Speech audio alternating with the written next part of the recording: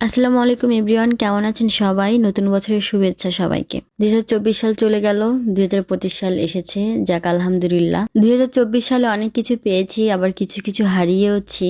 যাক, যা হয়েছে ভালোই হয়েছে, আলহামদুলিল্লাহ বলবো সবকিছুর জন্য। নতুন বছর সবার ভালো হোক, সবার সবার সাথে ভালো কিছু হোক, সেই কামনাই করি। তো আজ হচ্ছে রান্না করছিলাম উস্তা ভাজি।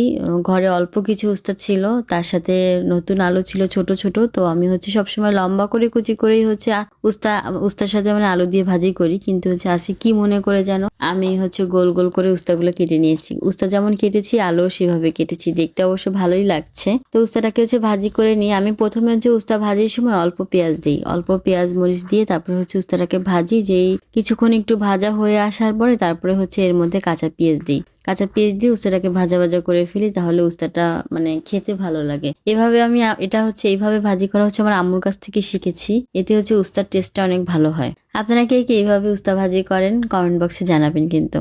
যারা নতুন নতুন পেজে কাজ করা শুরু করেছেন বা হচ্ছে যারা বেশ কিছুদিন ধরে কাজ করছেন কিন্তু এখনো কোনো সেটআপ পাননি, তাদেরকে বলবো হচ্ছে তারা মনোযোগ দিয়ে কাজ করে যান, একটু লেগে থাকেন পেজের পিছনে। তারপরে হচ্ছে নিয়মিত লং ভিডিও, রিলস, তারপরে হচ্ছে দিনে 3টা থেকে 4টা রিলস, একটা করে লং ভিডিও এবং তার পাশাপাশি ছবি এবং লেখালেখি পোস্ট করেন।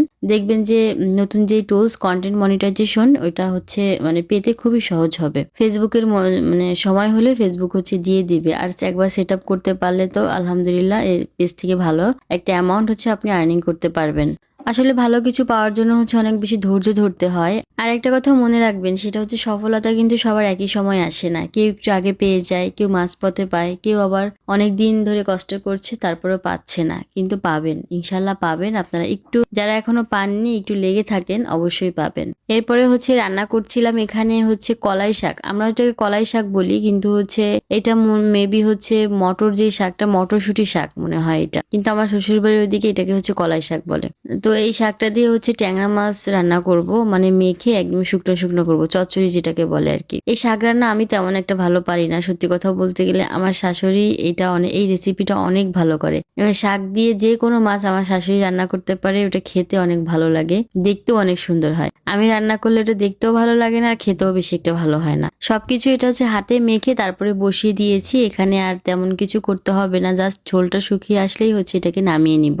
আমি তো সাধারণত রাতে ভিডিওতে ভয়েস দিই, আর চেষ্টা করি হচ্ছে ভিডিওটা করে রেখে পরের দিন হচ্ছে দিনে টাইম টু টাইম এটা হচ্ছে আপলোড করি। তো ভয়েস দিতে যে বসেছি, তো চারপাশে এত পরিমাণে শব্দ, গান বাজাচ্ছে, তারপরে হচ্ছে মানে আতশবাজি ফুটাচ্ছে, মানে শব্দে আমি ঠিক মতো কথাও বলতে পারতেছি না।